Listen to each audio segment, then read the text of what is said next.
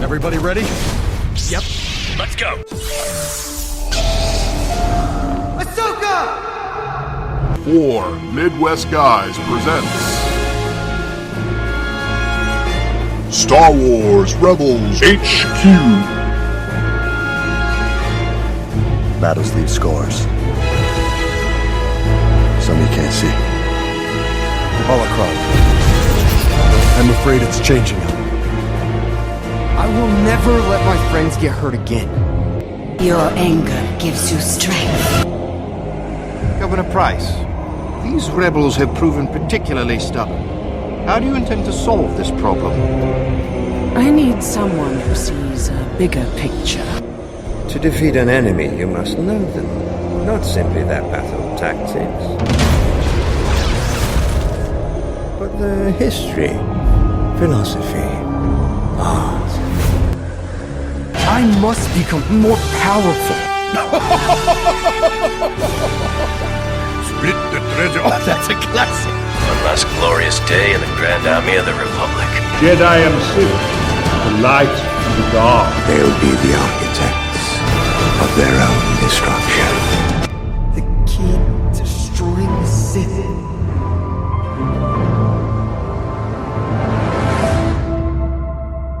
Hello, everybody, and welcome back to 4 Midwest Guys Presents Star Wars Rebels HQ. Today we'll be reviewing Season 3, Episode 5, HERA'S Heroes. With me today is my brother Aaron. How's it going, man? And Mr. Brian Eichenbauer. What's up, what's up? What's going on, guys? You guys ready to talk some Rebels? Mm-hmm. All right, let's get started. Season 3, Episode 5, HERA'S Heroes. And it opens with Hera's father, Cham, who we've seen in past episode last season, makes his return. Pretty much, the Empire's kind of got the drop on them right from the get-go. They're being chased. They're riding their blurgs. Is that actually what those things are called? Yes, blurgs. They kind of look like half has a piranha head, I would say, and the other part is a lizard. Okay. Kind of like a dewback, but not quite. Yeah, I wasn't gonna say piranha. I was gonna say like that deep sea fish that has the real sharp teeth. That's kind of what it looked like to me. Yeah, like from the bottom. Yeah, with the light on it. Yeah, I know what you're talking about. Oh, like the lanternfish thing? Yep. I don't remember that's what it's called. But that's what you want to talk about. I know what you're talking about. Yeah, that's what it kind of looked like to me. Yeah. But even Cham says the Empire is getting better at anticipating their moves. Maybe. Oh, okay. No, go ahead. No, but yeah, so Cham's saying they're getting better at anticipating the moves. Maybe result of Thrawn? Oh, I 100% think so. Yeah, think so. Yeah, it kind of implies it pretty heavily from the beginning, I think. Yeah, when he says that, he's like, they're getting better at anticipating our moves. It means there's somebody playing chess with them that already knows who's gotten to know their tactics. Yeah, that's Thrawn's style, is learning their maneuvers, their maneuvers and everything else ahead of time. Precisely. Well, also, I mean, it's kind of painted like the general that's kind of been trying to wipe them out in this area as being somewhat incompetent, even by their standards. Then Hera comes to the rescue. It's very bold, obviously. She tells them to go turn around because they're coming to a cliff, essentially, where they have to fall to their deaths. And she's like, just turn around. Run right at them. Yeah. Well, at the same time, she's more or less just shooting, pretty easy targets from her point of view. She's charging in, though. That's kind of her style. But I like how they said, is she is she serious? My daughter is always serious. And she counters, well, I know where she gets it from. So, like father, like daughter, I guess, here. It just shows, I guess, Hera's natural-born leader. So right off the bat, they're establishing her as a military, I guess, commander, kind of like her father, has tactical genius as well. There's been multiple episodes, even this season, and especially in last, where you kind of show Hera as being kind of very tactical minded, and kind of being a lot of the brains of the rebellion to a certain extent. Yeah, Brian, what do you think? Oh, I 100% agree with Aaron. Yeah, she definitely is getting portrayed as the brains of the operation. Like, she plays more of an critical role than a lot of the other people in this rebellion.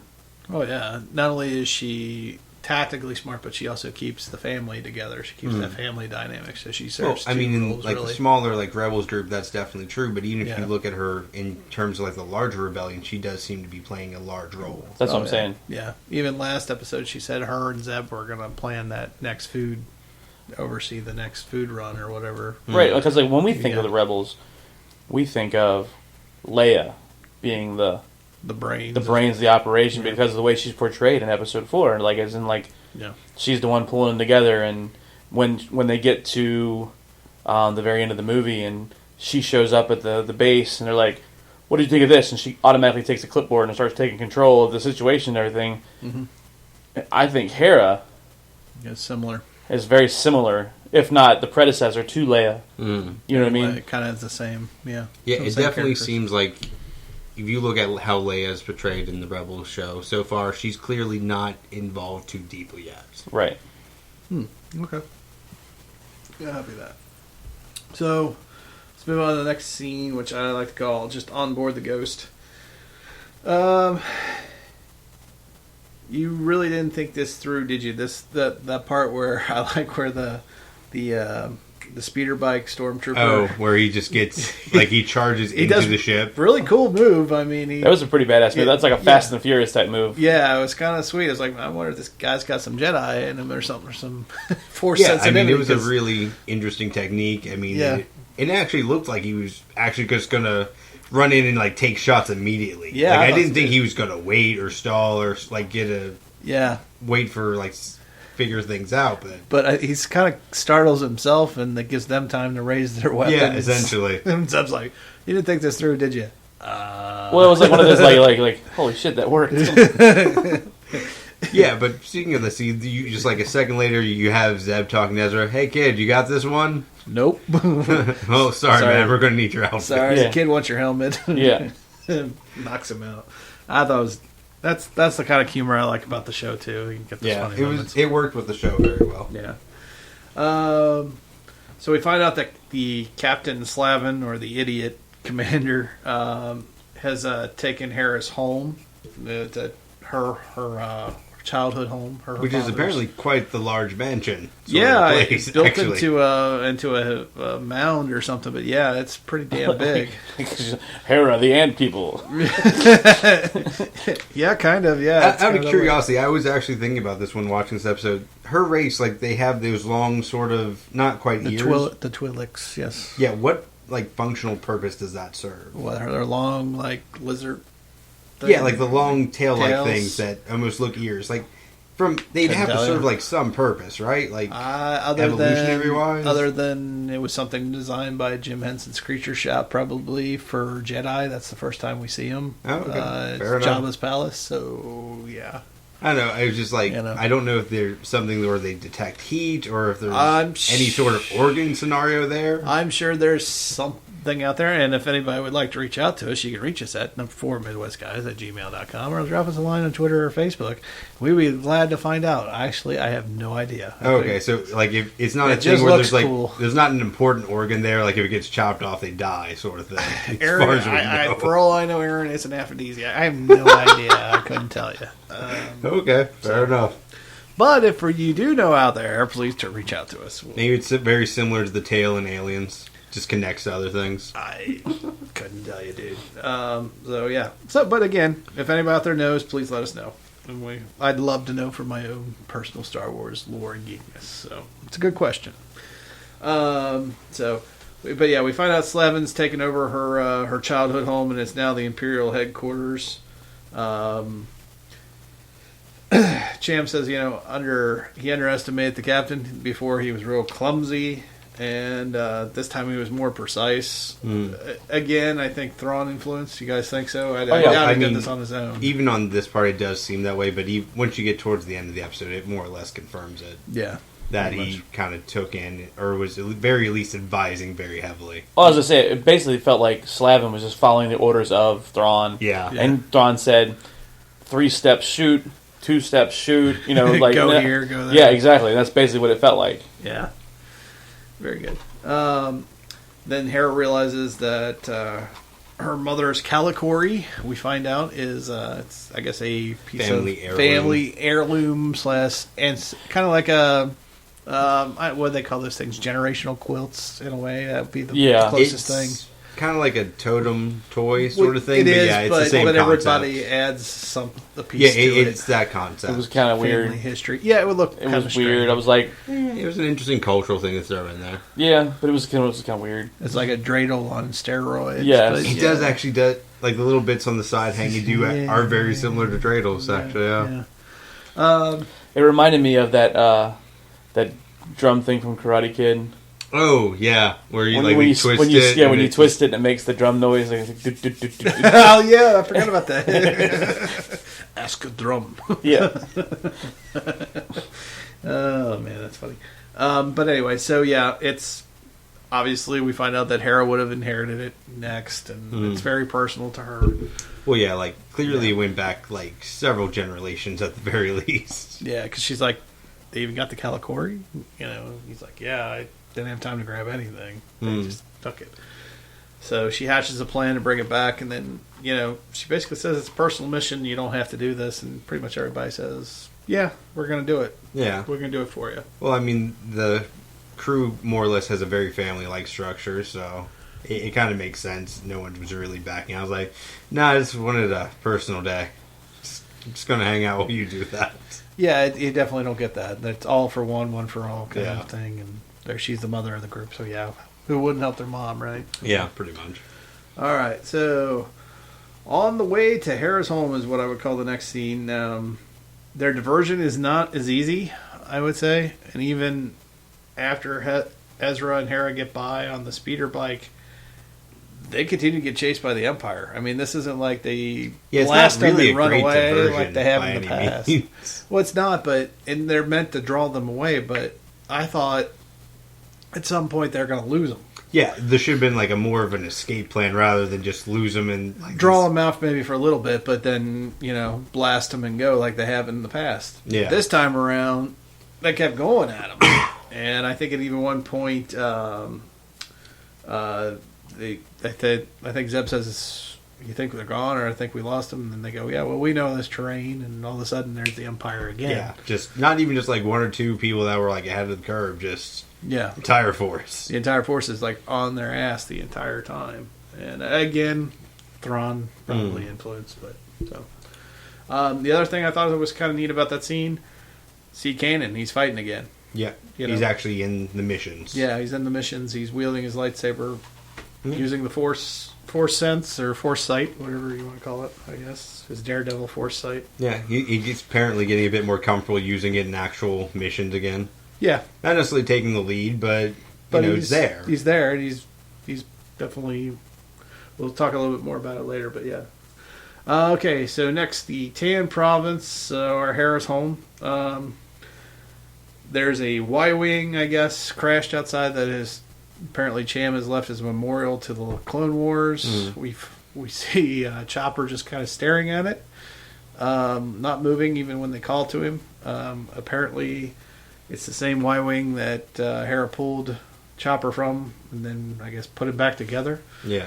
So I don't know, some sort of strange emotional attachment, I guess. For Chopper. Well, for Chopper, I guess I would assume to whoever was piloting at the time or who his former owner was. Yeah, that's what I was going to say. It's not a connection to the Y-wing; it's a connection to the pilot. Yeah. I mean, it's just like R2-D2 in an X-wing. Or if you look at BB-8 and you know what I mean? Force Awakens. Yeah. Like you see, he was very attached to Poe. Yeah, Poe Dameron. So yeah, you think it's his former master kind of thing. Mm-hmm. Yeah. Okay. Never seen a droid so devoted before to his former master. All right. So they get into the office. They get back out. But the thing, THRAWN almost immediately picks up that they're there, even though they're sneaking around. You can tell he just kind of stops and he's like, "They're here. They're here." Because didn't he say they're closer than you think? Closer than you think, Captain. Well, well, from how they're depicting THRAWN, it almost seems like that was what he was expecting them to do. So he was just kind of going there. Well, yeah, he's setting a trap the entire time. Yeah. I mean, by taking Hera's home and going after her father, it's going to draw Hera there at some point in that group of rebels who he's after. So, yeah, and we see more of that a little bit later. But yeah, I agree. I kind of liked how he did it too, because it almost seemed like he had a sixth sense. Like he didn't even see him, but he just heard the door close and he realized they're there. Just something seemed kind of off. It was off, and it was enough for him to pick up on it. Yeah. Right. I like how they didn't know who Thrawn was. Ezra's like, "Who's the blue guy?" Hera's like, "I have no idea who he is." Yeah. So he's like, it's not something where it's just like they're painting him up to be like bigger than he was like before the season, sort of thing. Well, it's kind of odd though that they wouldn't know he's who a Grand Admiral. Yeah. Yeah, exactly. Like he has got a big title. It's funny that they wouldn't know who he was. Well, yeah, but he's recently promoted as well. Right, but you would think you would know about somebody going through the ranks, or even like instead of saying who's the blue guy, I'd be like who's the and whatever race he was. Right. You know what I mean? Like who's that? Knowing. You'd think he'd stand out in a crowd, but then again, it is a world of he is a blue guy. Galaxy of aliens. I guess it would be. Who's the tall Smurf? Yeah, he played the drums. Yeah, I don't know. Do you guys think it's maybe because he's killed everybody he's gone up against, and there's nobody left to tell who he is? It might be part of it, or it could be something where he doesn't find boasting his name to be beneficial as much as some other generals might. Yeah, maybe he's more about the strategic part and staying behind the scenes as opposed to being the force that, like the head figure. Yeah, he's very much like a kingmaker type. Yeah, I was going to say the man behind the curtain kind of thing. It could be. That's a good point. All right, so let's get to probably the best part or the better part of the episode, and I like to call it Hera versus Thrawn. Obviously, Hera bumps into Thrawn accidentally. I think Thrawn recognizes her right away. And he's playing along. No, you don't think so? Not until he saw the picture. No, I think he does. You think he knows right away? Yeah, because he knows name, title. Pretty much by the time he actually reveals, he knows who she is. He knows details. I don't think he knew that's who she was until like he got her in front of there. Like he knew who Hera was, and he knew all that kind of stuff about her. Yeah, but I don't think you don't think he made the connection. I don't think he made the connection right away until he saw her in front of that picture, and why was she worried about that artifact? And then he put it together real fast, and he was like, "Don't you know this is Hera?" Blah blah blah blah blah. You know. Well, I mean, but he also makes the reference that the item that she's claiming to steal to pawn for money is, well, culturally and from a family's point of view, very valuable. For anyone else, it's a worthless trinket. So I think you can kind of make that connection arguably quickly. See, I think if you know that history and background, I think he knows right away, and I think he is schooling Captain Sliven, whatever his name is, dumbass, Captain Dumbass. Victor, Flovin. But yeah, I think he's trying to school the captain. I think he knew who she was, but he wanted to prove to the captain that she was, and that's why he's like, bring her to my office, etc. And that's when he starts. He immediately sees, he's holding the Kalikori. He knows what a Kalikori is. Yeah, he actually seems quite interested in it. Yeah. From just like an appreciative art value. Precisely. Sort of to him, that's the holy grail to him. The artwork is the holy grail.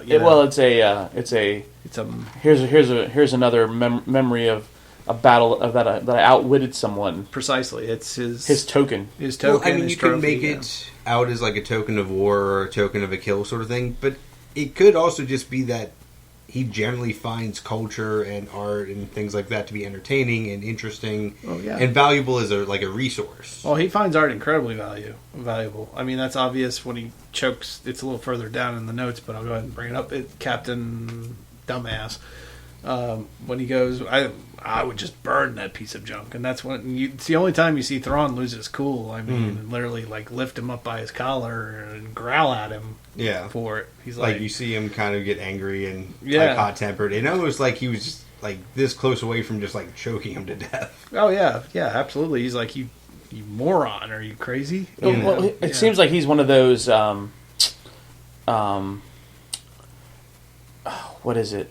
Like I'm trying to remember what that saying is. The only thing that makes us human is, our art. Our art and stuff is the only thing that separates us from the savages. Oh, yeah, okay, I know what you're saying. So that's kind of like the feel I get from that is, that's why he respects it so much. Mm-hmm. Is because that's the part of it. Yeah, that's the only thing that keeps us from being the savages. Well, then it could actually be reminiscent of him actually originating from like an upper class sort of society as well, where maybe he was exposed to that at a more early age, and maybe grew up in kind of a snobbish sort of environment. But yeah, it could be because he's very polite towards Hera the whole time. I mean, even though which is actually a very interesting kind of character dynamic. He keeps making excuses for Captain. And he refers to her as like the host, our host in front of our host. I forgive Captain so and so. He doesn't understand the value of our. And he's doing this the whole time. It just makes him that much more creepy to me. I mean, the way he views things. It creates kind of Hannibal kind of feel towards him. Very right? much so to me. Yeah, I would definitely agree with that. He's incredibly smart, incredibly intelligent, to the point of being scary about it. Well, I mean, that's the traits that make him scary. And he's obsessive to a point, obviously. But I like how he used the Kalikori. Not only does he say, to defeat your enemy, you must know them. Not just their. We heard it in the trailer, but this was the episode it came from, and not just their battle tactics, their strategy, but their philosophy, their art. And what makes them tick? Like what makes them? What do they value? What are they going to look for? Basically, what are their pressure points? Yeah, exactly. And he uses that pressure point. He uses that Kalikori against Hera. And he not only does he use it as evidence and as deduction, and introduce her, and then he uses it. Hera breaks her out of her character because up to that point, character's playing the dumb servant, role, and then finally she turns on him and goes, we'll never bow to you, we'll never break to you, etc. He gets her to break essentially.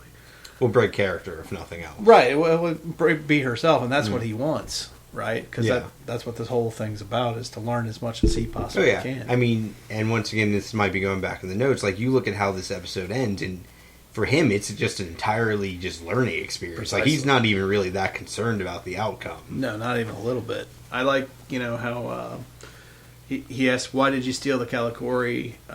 He uses that. He's digging. He wants to find out what she thinks, how she thinks. The whole time he's using. It's like a cat playing with a mouse that's already caught. Well, it's researching an enemy to destroy them that much more thoroughly. Precisely. Yeah. I mean, he goes on and I like how he describes even like Hera. He goes, "It must not have been easy growing up in the Clone Wars." Oh yeah, like you see almost borderline like trying to just analyze like our personality. Yeah, you must have been where I perfect the art of war. You were forged by war. It's a very creepy speech. Very creepy, but very interesting, but creepy. Yeah, I mean, again, that whole Hannibal Lecter kind of. I wish there was another character I could think of other than Hannibal Lecter, because Hannibal's a little bit more psychotic, but at times. At times, but that might be true for THRAWN as well. It could be. It could be. That's very true. I mean, we've seen THRAWN toying with his prey, not trying to kill it. Yeah. Once you get him to that point, he might be almost as mad as Hannibal is. Or maybe even crazier to some extent. He could be. I mean, if you view him as put him a in general... the right, yeah. Well, we kind of saw a little bit of the crazy, like he said, when he went after Slavin. Well, I mean, he's also a general that arguably killed more than like any like Hannibal Lecter style character did, so... Yeah. Well, yeah, he just, at least as far as we know, he doesn't eat people, but anyway.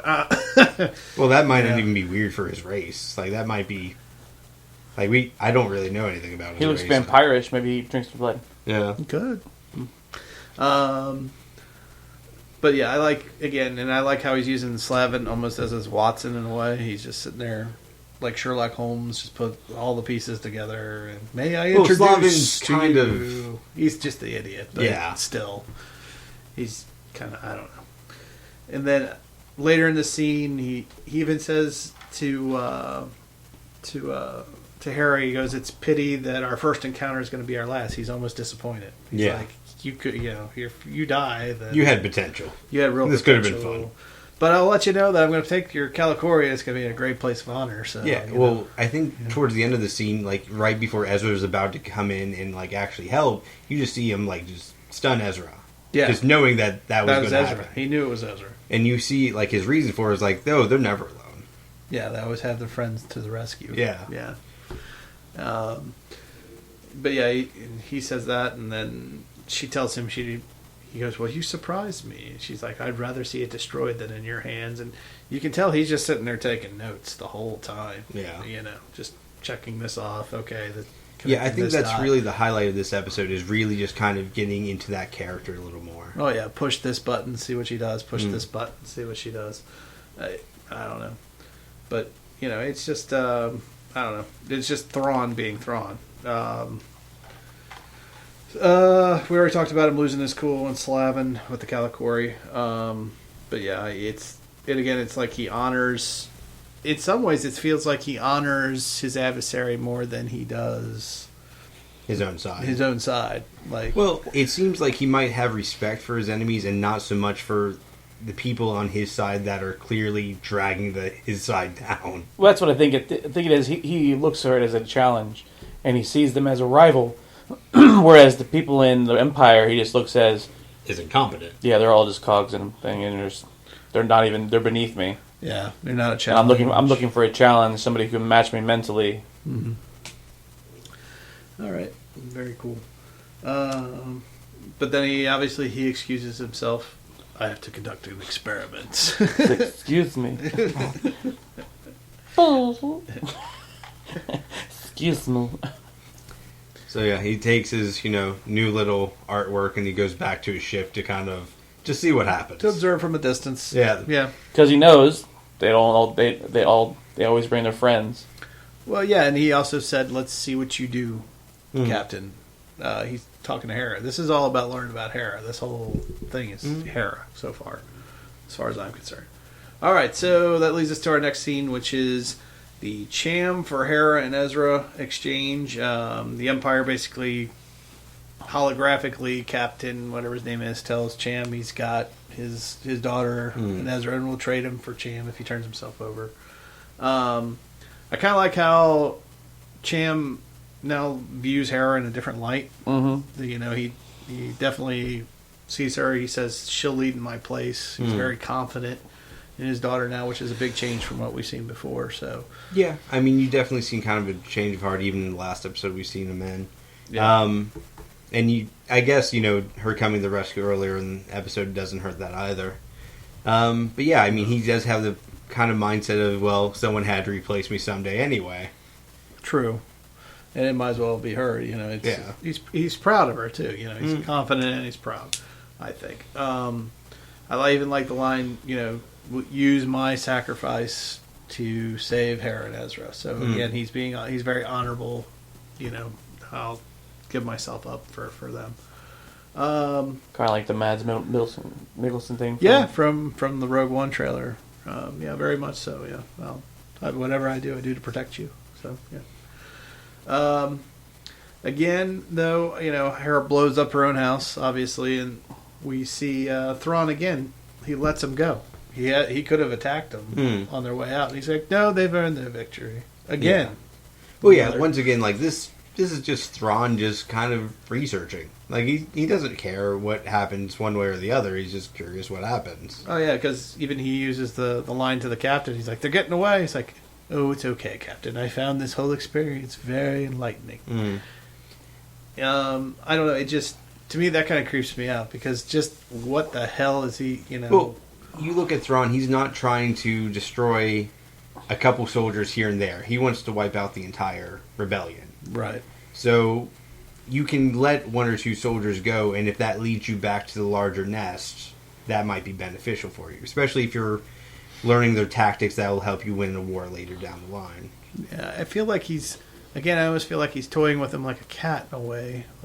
Yes. Like a ball of yarn or something. What it is where I looked at it was, he wants to let them think that they won, they got away. Yeah. Their guard will be down a little less than it would be if they, To just feed them like false victories, lower Mm-hmm. their sense of danger. Yep. Yeah, that could be. That's a very good point. And he's also honoring them in a way by letting them go too. He's like he honors them, but they've Like earned they won their earned their duel, they victory. can go home. Yeah, they earned it. Okay, this time, but I've earned a lot more. But Yeah.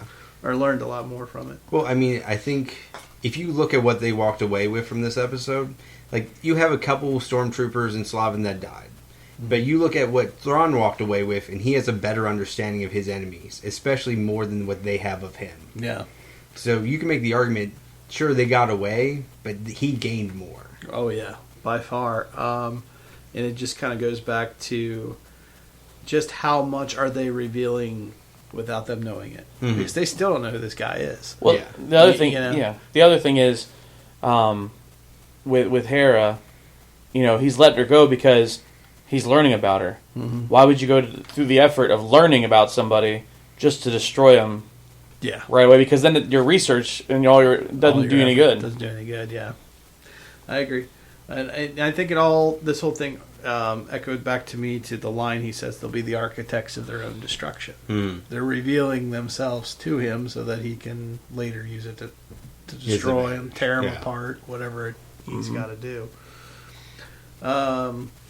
So after that, we move into more of the family Kodiak moments. Hera, I don't need the Kalikori. I had the rest of the crew. They're my family, and as long as I have that, Mom lives on, essentially, or Mother lives on. So, again, kind of throwing back to the whole family thing. Yeah, just her, Kanan, and her father's just sitting at a table. And her family, and Ezra and the rest of them playing in the back, More or less at the kids' table. Kind of like the kids, right? Her kids. So, my question to you guys, do you think Thrawn is going to use that what Hera views as a strength, do you think he'll use that against them as a weakness, or try to? Well, obviously. Yeah. That's the way Star Wars is. Yeah. It'd be a very cliched way of kind of using what he's learned. Sure. But yeah, I think you'll probably use that along with a few other things. Well, yeah, I mean, even Obi-Wan says to Luke with, your feelings, when he finds out that who his sister is, he's like, well, your feelings serve you well. Tuck them down deep, though, Luke. They do you credit, but they could be made to serve the Emperor. So, that kind of goes through my head, that he might use try to tear them apart, maybe. I don't know. Also, this whole episode to me was Hera versus Thrawn. It was about building up Hera as the rebel tactician. He's the Empire's tactician. It's a prelude to it, I think. Yeah, I think we're going to see more. What do you guys? Do you think we'll see more, Brian? Oh, yeah, definitely. Yeah. Yeah, I think that's definitely kind of setting up for a larger battle down the road. And once again, as we were talking about earlier in the episode, it really does seem like Hera is one of the main strategists on the rebellion side so far. I can't remember the name of the main guy she reports to, but Sato, yeah. But even he seems to take her in high regard in terms of planning. So I think you would definitely see her take kind of lead in a lot of ways when dealing with Thrawn. So again, how I love my matchups and putting two people against each other. So it would be but this is a rivalry. It kind of seems like Thrawn is intentionally seeking out. Oh yeah, absolutely he is, because he realizes that Hera is the heart of the group, right? And that she's the glue that not only holds them together, family, but she's also a key tactician and rebel and leader in the rebellion that he's trying to squash. So, one other thing, real quick, I thought we'd talk on it a little bit again. We saw Kanan use the Force to redirect a bazooka missile into a walker. So my question real quick, we see him, he's fighting again, he's got his lightsaber out, he's using it, he's running around, kind of seems to know what he's doing. Yeah, he's not running into walls by any means. No, not by any means. So do you think because of his blindness and maybe with his training, with the help of the Bendu, do you think he's getting stronger with the Force? Yes. Okay. I do, actually. I think it's something where you'll see it slowly develop. Before he was just able to kind of start getting around, and now he's actually in missions again. But I think that is something where he can continue to growing in the Force in that path. Okay, Brian, what do you think? I don't think he's growing per se, because he was able to throw Ezra. Yeah. So I mean, it's not like he couldn't control stuff before, and it's not like it goes like in a straight V line. He just kind of redirects it to go back, and you see it kind of curl in.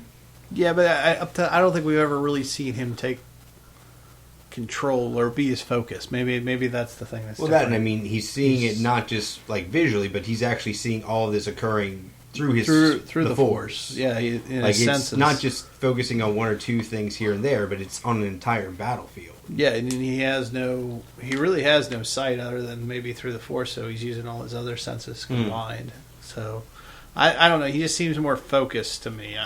Before maybe he was a little bit more cowboy Jedi. Now he seems more Jedi than cowboy Jedi to me. I don't know. Okay. Maybe it's just me.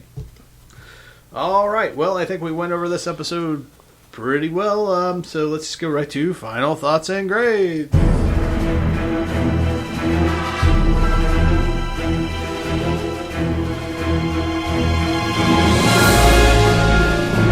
All right, Aaron, your final thought and grade. I'll probably give the episode a B. It was nice expanding on Thrawn's character, seeing a bit more of Hera's background and culture. Also, I really love the bit where Chopper is just looking at the explosives and almost seems giddy for a robot. I forgot about that, yeah. That was pretty amusing. Outside of that, I think there was a lot of moments that were actually a bit more slow that didn't focus on that main storyline. But overall, it was a decent episode. Yeah, I thought so. I'll actually give it an A, only because I love the Thrawn. We finally got Thrawn. Where's Thrawn? Where's Thrawn? Where's Thrawn? Finally got a heavy dose of Thrawn. We got to see the Thrawn that I knew from the book is definitely here. This is exactly the same thing that I read in the book. And if I had to picture Thrawn alive in motion, in animation or on the big screen, this is what I would love to. This is what I wanted, and this is what I got. And he's the brilliant tactician. Just the way the art lover, the philosophy, how he breaks everything down. That it's Thrawn, and for that, just from that perspective alone, not to mention that I think it's a great setup for the rest of the season for Hera versus Thrawn, or even how Thrawn's going to go about destroying the rest or trying to destroy the rebels. It's just a really good episode overall. So I want to give it an A. Brian? Yeah, I'll probably give it like a B+, A-. I think with several of the episodes that we've seen in the past, the bar's been raised a little much. Yeah. Otherwise, I probably would have given it an A. Yeah. Like Aaron said, there was parts of this that was really slow. This episode, but like you said, we did get to see the Thrawn and the strategery that he uses. Yeah. So I did like that. But like usual, I would like to have seen more lightsaber stuff. But sure. Okay, that's fair. All right, so where can you find 4 Midwest Guys? Well, it's real simple. Go to Google, type in the number 4 Midwest Guys. There you can find our Twitter page, our Facebook page, our YouTube account, our email account as well. We're on iTunes. We're on Stitcher. We're on just about any kind of mobile platform you can download podcasts on. If we're not, please reach out to me. Let me know. We'll add you. We'd like to get some more feedback. We got a little bit of feedback on our YouTube. We want you to like us on our Facebook as well. I'd like to see some more likes on the Facebook. We put a lot of other stuff other than our podcast on our Facebook account, other articles that you might like, whether it's about comics, comic book movies, Star Wars, etc. It's all on there. So reach out to us on Facebook. That's facebook.com/4 Midwest Guys if you want to look for us directly. All right. Well, Mr. Brian Eckbauer, thanks for joining us. Thanks for having me. And Aaron, thanks for joining us. No problem. And this is B. Willie saying, may the Force be with you.